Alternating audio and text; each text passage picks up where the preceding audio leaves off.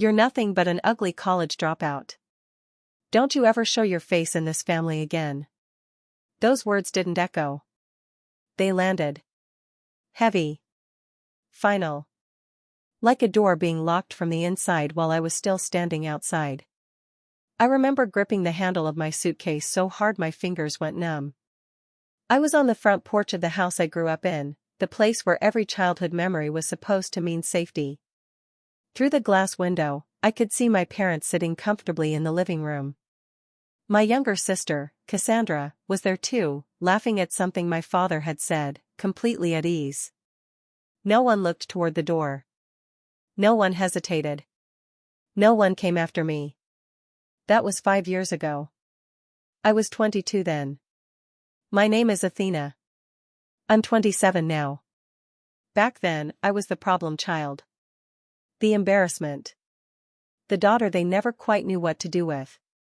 Too plain. Too soft. Too unimpressive. I didn't sparkle the way Cassandra did. She was beautiful in a way people noticed immediately. Confident. Ambitious. The kind of girl teachers praised and relatives bragged about. The golden child. Growing up in Nashville, Tennessee, I learned early that love in my family came with conditions attached. My parents were successful business owners, deeply invested in appearances. Their daughters were supposed to reflect that success. We were expected to be polished, impressive, and useful to their image. Cassandra fit that vision without effort. I never did. I tried, though. God, I tried. The moment everything really started to fall apart was during my 3rd year of college. I was studying graphic design. I loved it in a way that felt almost physical. Colors, shapes, ideas turning into something real. I could sit for hours working on a concept and forget the world existed. For the first time, I felt like I had found something that made sense to me. My parents hated it. They wanted business. Law. Something with a title they could say proudly over dinner with their friends. Something respectable. Something that didn't make them feel embarrassed. When I told my father about my major, he didn't even try to hide his disgust.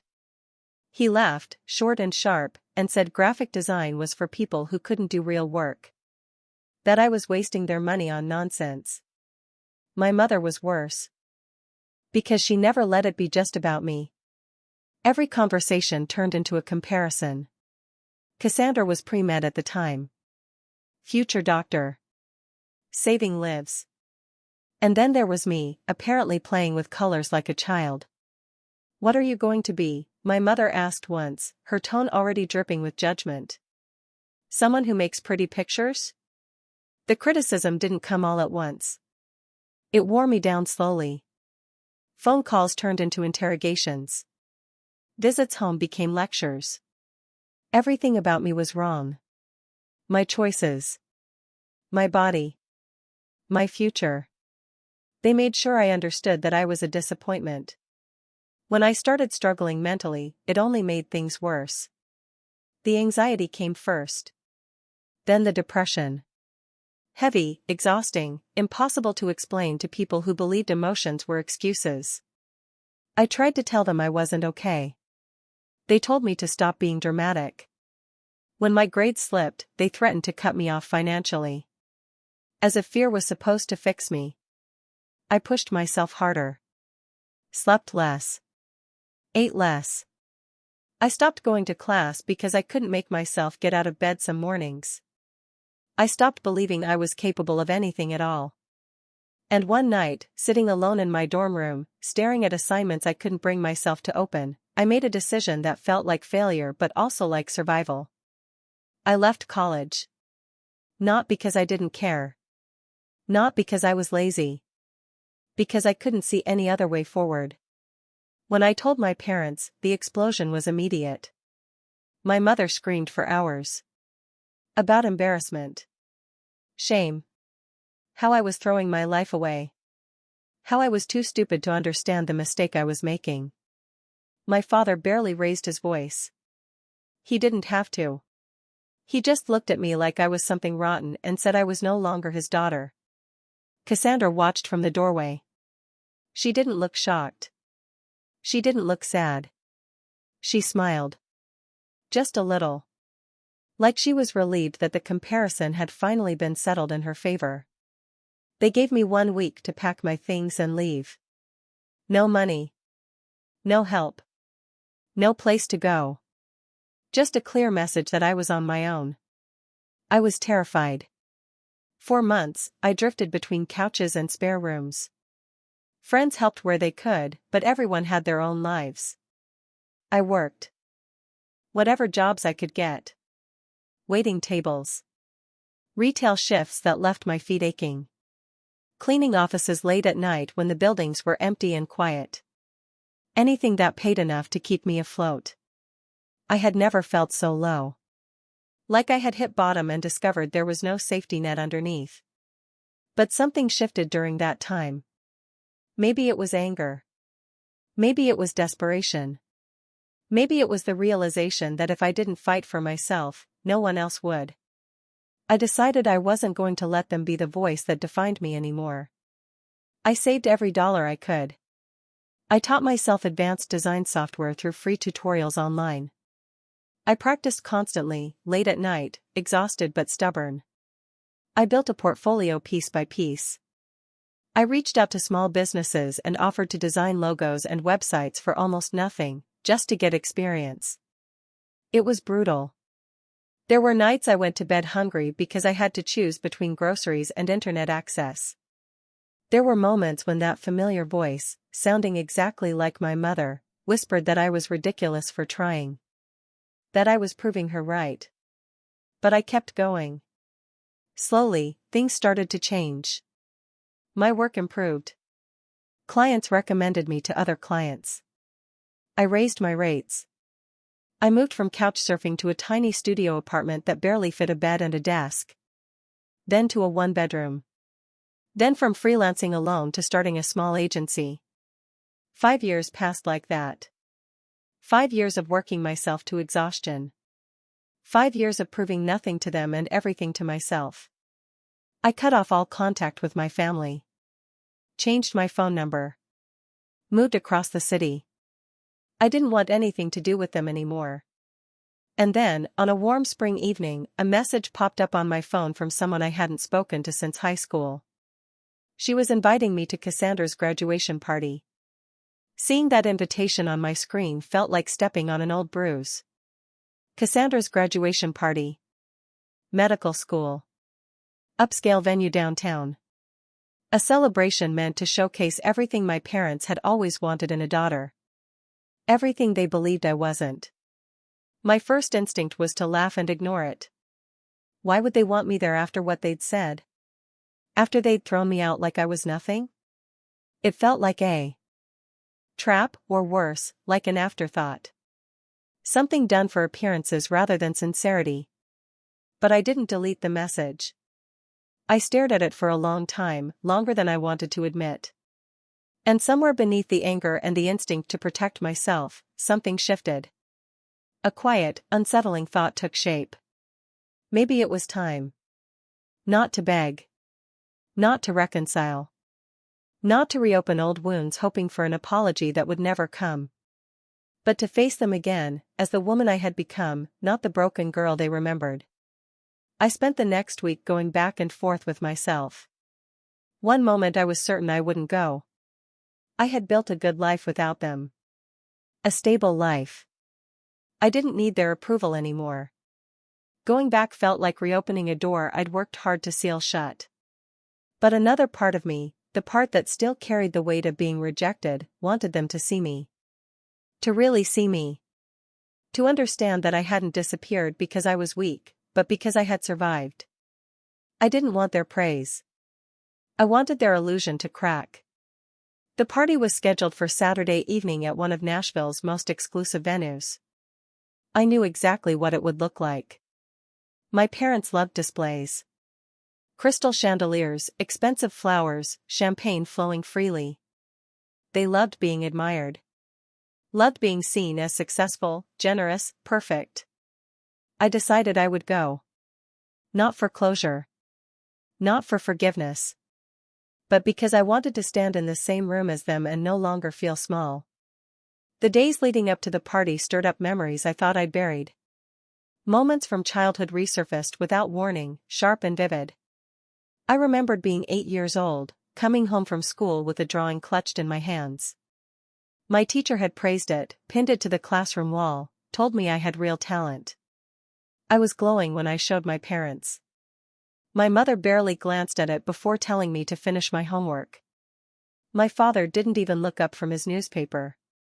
I remembered being 13, overhearing my mother on the phone with her sister. She laughed softly as she talked about how Cassandra was developing so well, how she had beauty and drive, how I was going to be the plain one. She said she hoped I'd at least be smart enough to compensate. I remembered being 16, winning a design competition at school. I ran home, heart racing, excited to share the news. My parents brushed it off because Cassandra had made the honor roll again. Her achievements always mattered more. Mine were background noise. Every memory carried the same message. I was tolerated, not celebrated. Accepted only if I didn't ask for too much space. Sitting alone in my apartment, surrounded by furniture I'd paid for myself, I realized something that felt both painful and freeing. Their opinion no longer defined me. It hadn't for years. I had already proven myself to the only person who mattered. The evening of the party arrived. I took my time getting ready. Not out of vanity, but intention. I wore a simple black dress I'd saved up for. Elegant, understated, confident. I did my makeup slowly, carefully. When I looked in the mirror, I didn't see the girl they'd broken. I saw someone who had survived without them. The venue was exactly as extravagant as I'd imagined. Chandeliers glittered overhead.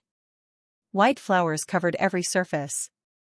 A string quartet played softly in the corner.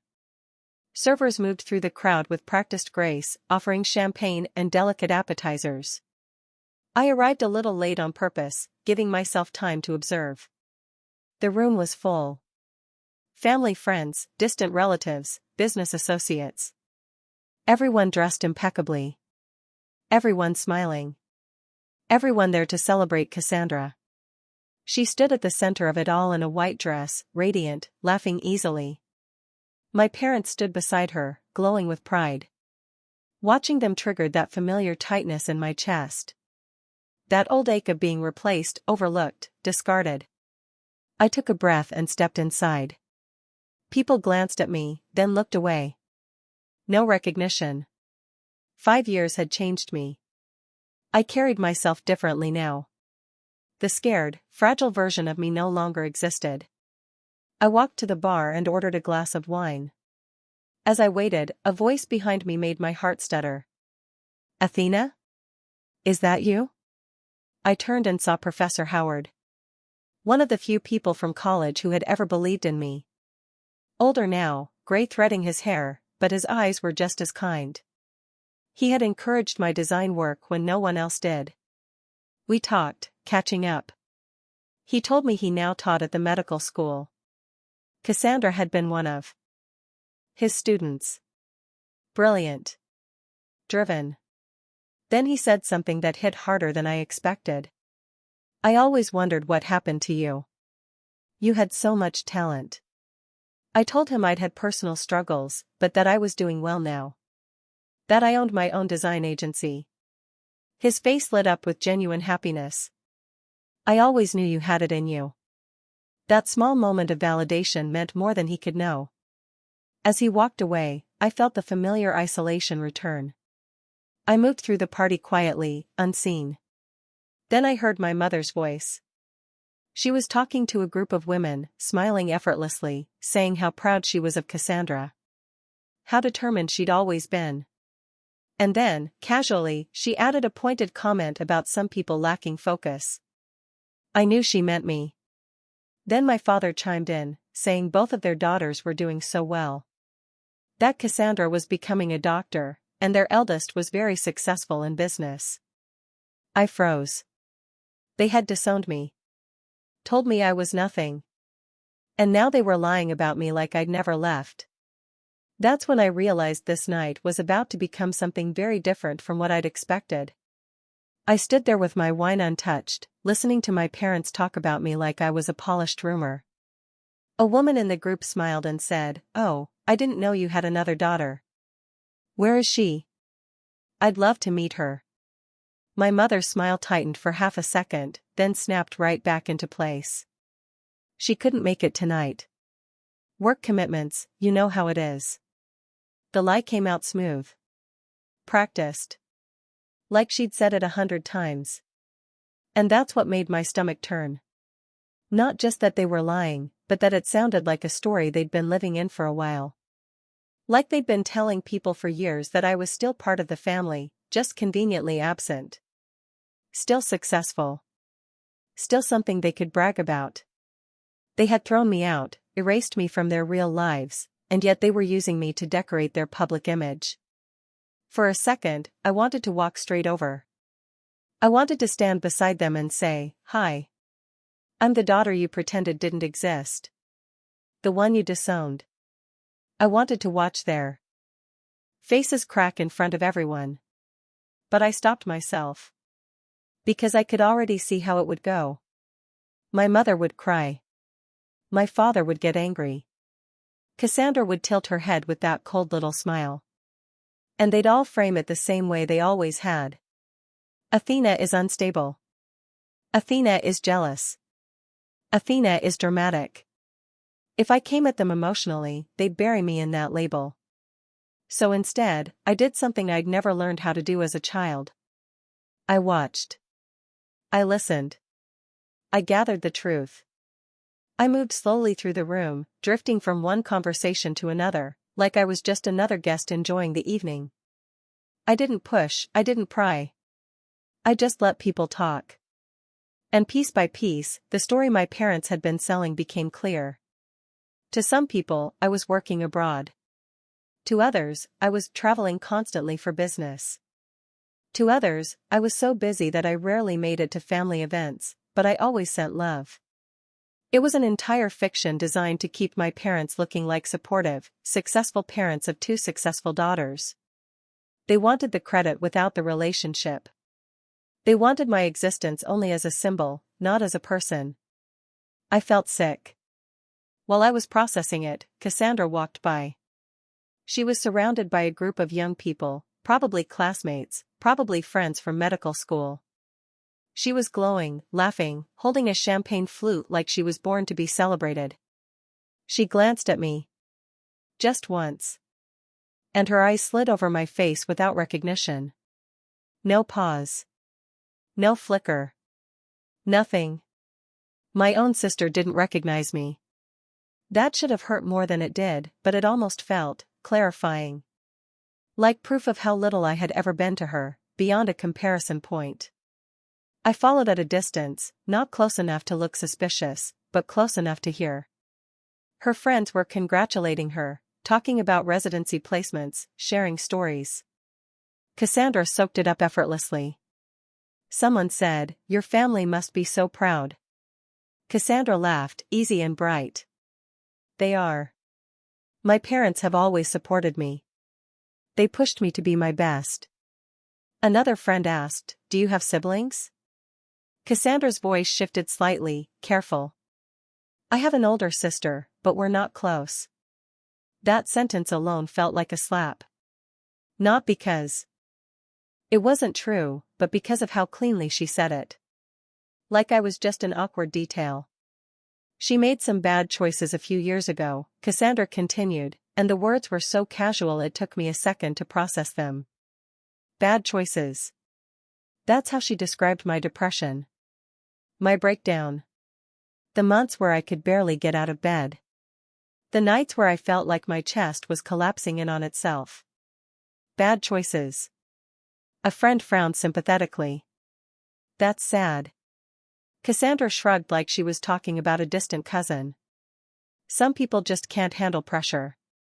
My parents did everything they could for her, but she threw it all away." Her friends murmured softly, nodding like this was a tragic story about a weak person who couldn't keep up. "She dropped out and basically disappeared," Cassandra added. We have no idea what she's doing now. I stood there with my stomach burning, my hands clenched tight around my glass. She didn't just believe that version of events. She liked that version. It kept her clean. It kept her superior. It kept her parents blameless. I wanted to step forward. I wanted to say, I didn't disappear. I survived. I wanted to tell her about the nights I'd gone to bed hungry, the jobs I'd worked until my feet went numb, the hours I'd spent teaching myself everything they said I'd never be. But I held back. Not because I was afraid, but because I could feel something building. Something sharper than anger. Clarity. I didn't come here to beg for respect. I came here to see the truth. And now I was seeing it. This family hadn't just failed me.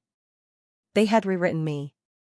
I turned away from Cassandra's group and moved toward a quieter corner of the room, trying to breathe through the tightness in my chest. That's when Professor Howard appeared again, smiling warmly, and this time he wasn't alone. Athena, he said, I want you to meet someone. The man beside him wore an expensive suit and carried himself with the calm authority of someone used to being listened to. This is Dr. Gregory, Professor Howard said. Dean of the medical school. My pulse jumped. Dr. Gregory extended his hand. Pleasure to meet you. Professor Howard speaks very highly of your work. I shook his hand, keeping my face composed. Thank you. He nodded thoughtfully. Actually, we've been looking for someone to redesign the medical school's website and branding materials. Our current design is outdated. Would you be interested in discussing a contract? For a second, everything around me blurred. The music, the chatter, the glittering lights. All of it faded behind that one sentence. A real opportunity. A serious client. The kind of contract that could elevate my agency even further. And it was happening here, in this room, while my parents lied about me like I was an invisible ghost. I'd be very interested, I said, steadying my voice. We exchanged contact information. He told me he'd reach out the following week to schedule a formal meeting. As he walked away, Professor Howard smiled like he was quietly proud. Opportunities come when we least expect them, he said. I nodded, but my mind was spinning, because the night was already shifting into something bigger.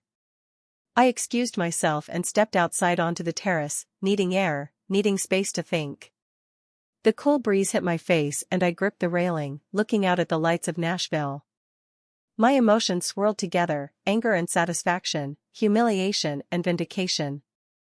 But beneath all of it was a calm decision settling in my chest. If my family wanted to pretend I didn't exist, fine. But they weren't going to use my existence as a trophy while erasing my pain. Not anymore.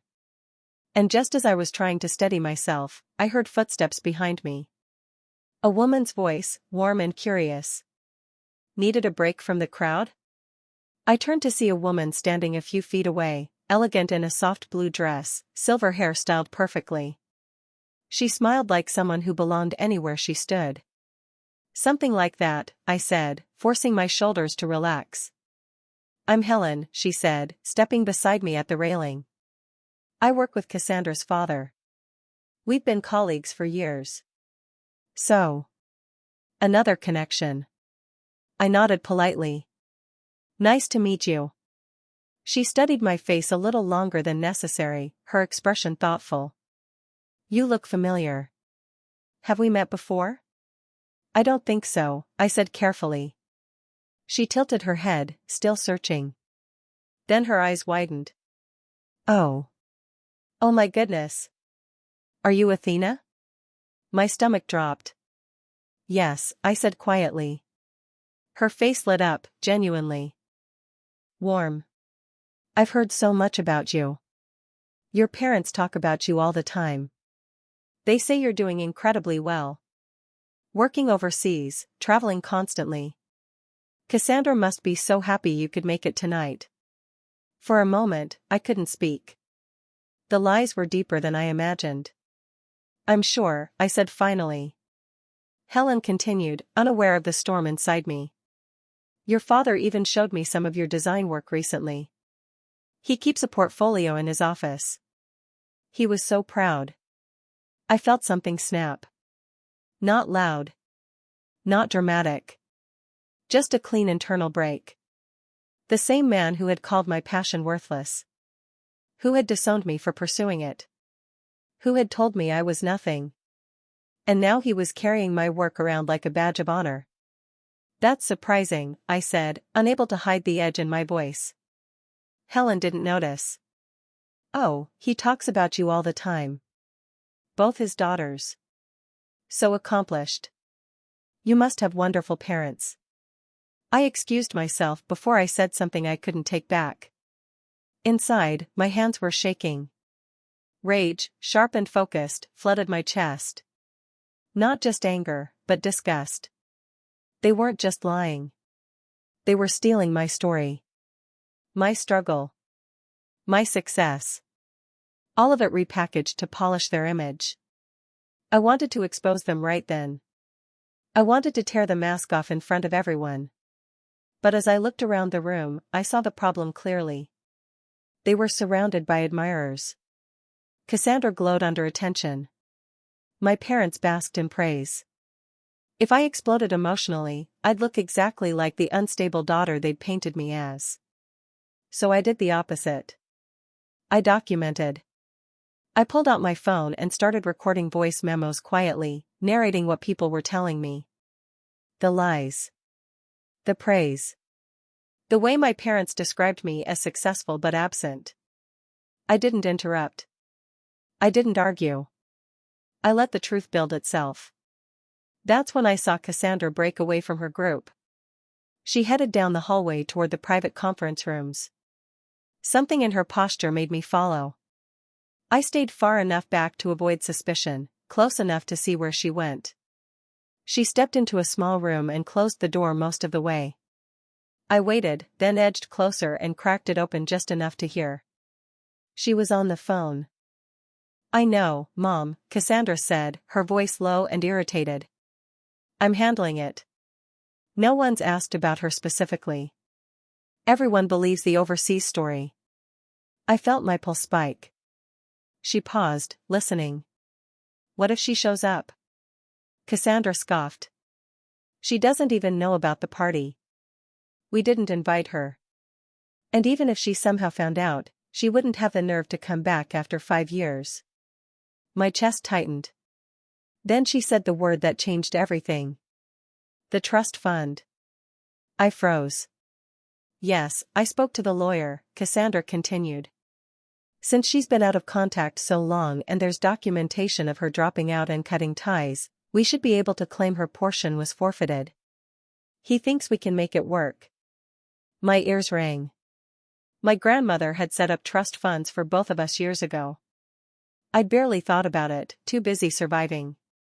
But they had been thinking about it. Planning. Stealing. Cassandra laughed softly. She made her choice when she dropped out. That money is better off with someone who actually did something with their education. Someone who made you proud. I felt like I'd been punched. As if my breakdown had been a choice. As if years of emotional abuse hadn't pushed me to the edge. As if survival was failure. I backed away slowly, heart hammering, hands shaking so badly I could barely keep my phone steady. But I had recorded everything. Every word. I returned to the main hall in a haze. The night had transformed completely. This wasn't about pride or closure anymore. This was about fraud. About erasure.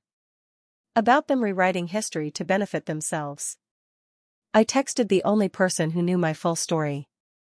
Jordan. Family trying to steal inheritance. I have a recording. What do I do? The reply came almost instantly. Do not confront them. Leave the party. Meet me tomorrow morning. Bring everything. He was right. But I wasn't ready to leave yet. I had come here to stop running. And I wasn't about to start again. The crowd began shifting toward a small stage. My father was preparing to give a speech. I positioned myself near the edge, invisible again, watching as he stepped up with a practiced smile. He thanked everyone for coming. Praised Cassandra's dedication. Spoke about family pride and achievement. Then he said it. Our other daughter, Athena, couldn't be here tonight due to work commitments overseas. She sends her love and congratulations. The lie rolled off his tongue effortlessly. I stood there, unseen, while he pretended I didn't exist and praised the version of me he'd invented. When the applause died down, Professor Howard appeared beside me again. Lovely speech, he said. Though I didn't know you had a sibling until tonight. I looked at him. That's interesting, I said slowly. Because I am his other daughter. His expression shifted instantly. Confusion. Then disbelief. But he said you were overseas. He lied, I said simply. I've been here all evening. No one recognized me because they haven't seen me in 5 years. Not since they disowned me. Professor Howard stared at me, trying to reconcile everything. Before he could respond, Dr. Gregory joined us. Everything all right? He asked. I took a breath. Dr. Gregory, before we move forward professionally, you need to know something. I'm Cassandra's sister. I'm the daughter my father just mentioned. And he's been lying about me. I explained. Calmly. Clearly. I showed my ID. I told them about the disowning. The lies. The recording. Dr. Gregory listened, expression darkening. Before he could speak, I saw my mother approaching. Her smile vanished the moment her eyes landed on me. Athena, she whispered. Hello, Mother, I said. Lovely party. Though I notice I wasn't invited. The room around us began to quiet. And for the first time that night, the story my family had been telling started to crack. My mother stood there frozen, her expression scrambling to reorganize itself in real time. Confusion gave way to fear, and fear gave way to calculation. She glanced at Professor Howard. At Dr. Gregory. At the small circle of guests who had begun to notice the tension pulling tight around us. This isn't the place for this, she said quickly, reaching for my arm like she had any right to touch me. We should talk privately. I stepped back. Privately? I repeated. You've been talking about me publicly all night. About how proud you are. About my imaginary overseas career. About how supportive you've been. So no, let's not suddenly pretend privacy matters now. Her jaw tightened. You're misunderstanding things. No, I said calmly. I finally understand. Them. My father appeared beside her, drawn by the shifting attention. His confident smile faltered the moment he saw me. Athena, he said, voice low and controlled. You're causing a scene. I laughed, a sharp sound that surprised even me. You stood on a stage 5 minutes ago and invented an entire life for me. But I'm the one causing a scene? People were openly watching now. Conversations around us faded into silence. You told everyone I couldn't be here, I continued. You told them I was overseas. You told them you were proud of me. Should we tell them the rest, Dad? Should we tell them you told me I wasn't your daughter anymore? That you slammed the door in my face and cut me off completely? My father's face flushed. That's not how it happened. Then explain it, I said. Because I remember it very clearly. Cassandra pushed through the crowd then, her perfect composure cracking. What's going on? She demanded. My mother didn't hesitate. Your sister showed up uninvited and is trying to ruin your night. I turned to Cassandra. Uninvited? That's interesting, considering I heard your phone call earlier. Her eyes flickered. The one where you told Mom how relieved you were that I didn't know about the party, I continued evenly. The one where you discussed stealing my trust fund. Her face drained of color. I don't know what you're talking about, she snapped. I lifted my phone. I recorded it. Want me to play it? A murmur rippled through the crowd. You're insane, Cassandra hissed. You always were dramatic. I was struggling, I corrected, my voice steady. Depressed. Anxious. Barely holding myself together. And instead of helping me, you all treated me like a failure. Professor Howard cleared his throat, stepping forward.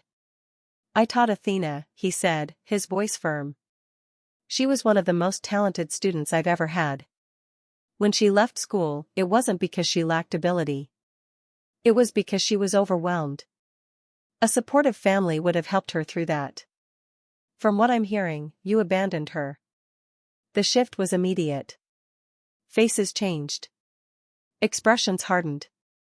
Phones quietly appeared in hands. Dr. Gregory spoke next.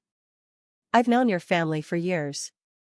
But if even part of what Athena is saying is true, this is deeply concerning. My mother tried to recover. Athena has always been troubled. We tried everything. That's a lie, I said. You told me never to contact you again. You changed your numbers.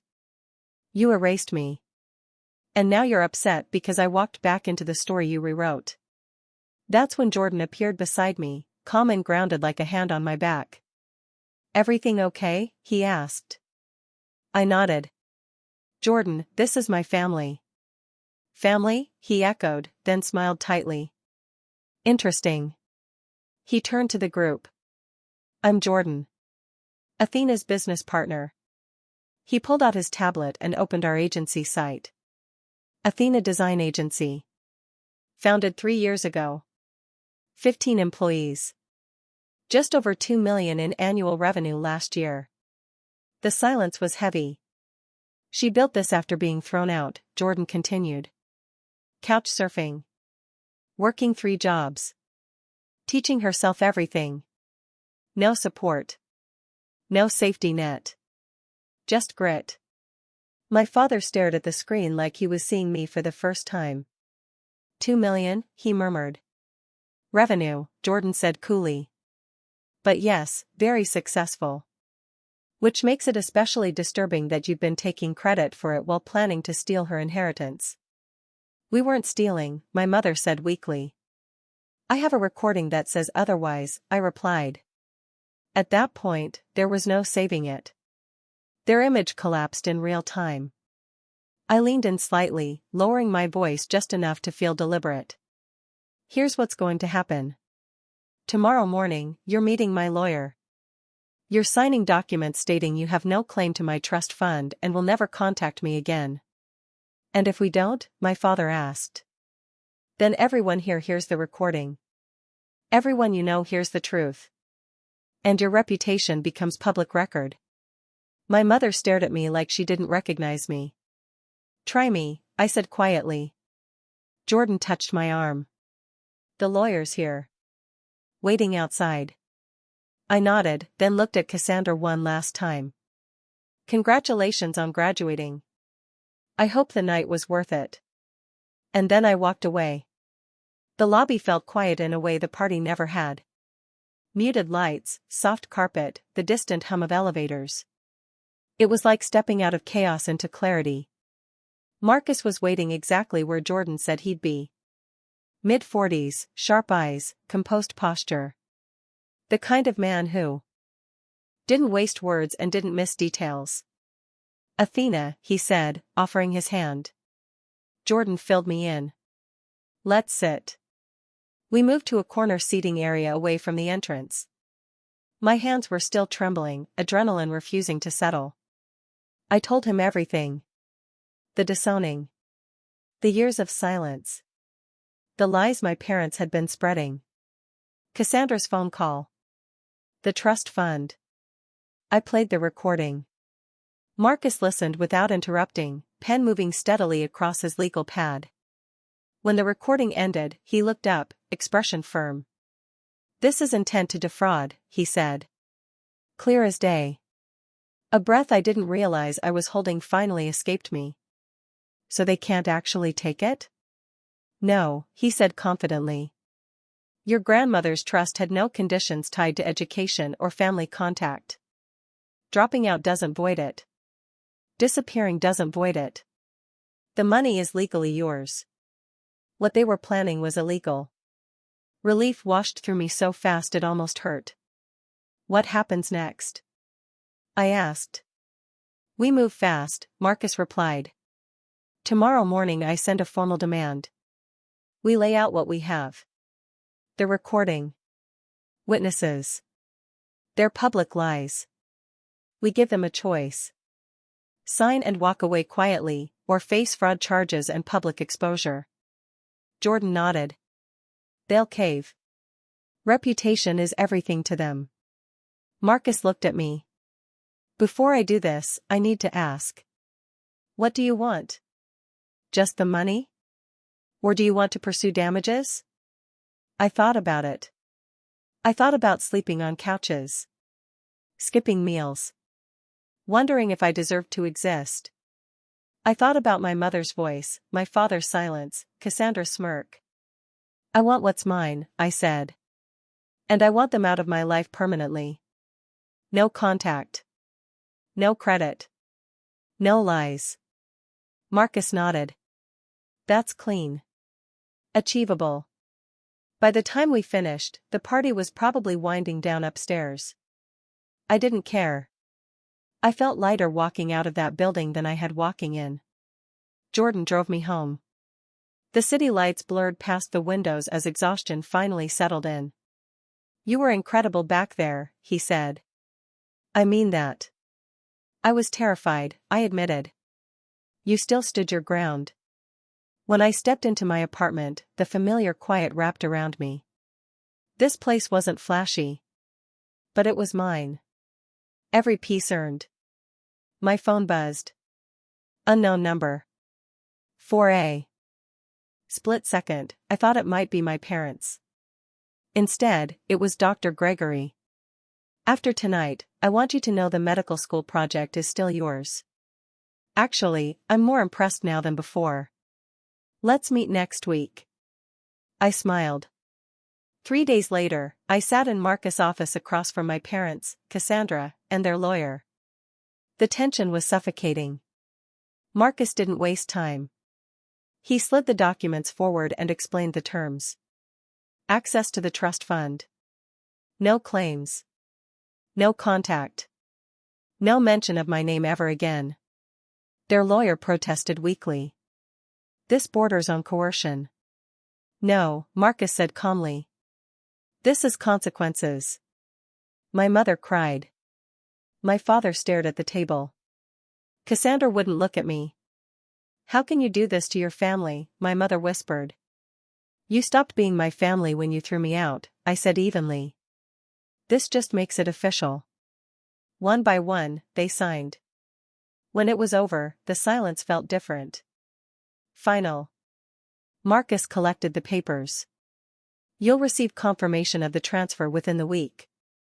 They left without another word. I stayed seated, hands resting on my knees, feeling something unfamiliar settle in my chest. Peace. The transfer went through 5 days later. Marcus called me early in the morning to confirm it, his voice calm and professional, like this was just another case on his schedule. But when I checked the account myself and saw the number sitting there, real and undeniable, I had to sit down. Not because of the money. Because of what it represented.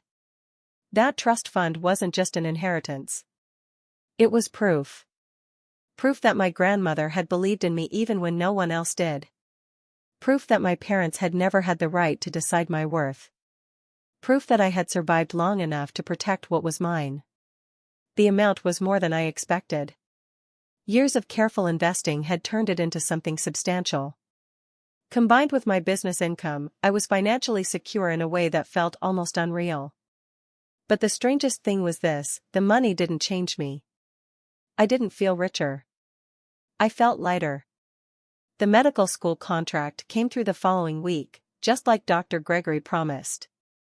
He made it clear the decision had nothing to do with sympathy or family drama. My work had earned it. Period. My agency grew quickly after that. New clients. Bigger projects. A larger office. I hired more designers, built a team that felt like family in the way mine never had. People who showed up for each other without keeping score. My parents, on the other hand, lost what they valued most. Their image. Word spread fast in the circles they cared about. Business partners quietly backed away. Friends stopped calling. Invitations dried up. When reputation is your foundation, losing it feels like watching your house collapse from the inside. Cassandra finished her degree, but doors didn't open as easily anymore. Questions followed her. So did whispers. She eventually moved away, trying to rebuild somewhere new. I didn't follow any of it closely. For the first time in my life, their downfall wasn't my responsibility to monitor. 6 months later, I stood in my expanded office watching my team work, sunlight spilling through the windows. The space buzzed with creativity, collaboration, purpose. I thought about the girl I'd been at 22. Standing on that porch with a suitcase and nowhere to go. Thinking she was broken. Thinking she deserved what happened to her. She wasn't broken. She was buried. And once she dug herself out, no one could put her back. I didn't win because my family lost. I won because I stopped letting them define the story. I learned that sometimes walking away isn't weakness. It's the most powerful choice you can make. Sometimes the family that hurts you isn't meant to come with you into the future. And sometimes the best revenge isn't destruction. It's peace. I built a life that doesn't need their approval. A life that doesn't require lies. A life that feels like mine every single day. And I never looked back.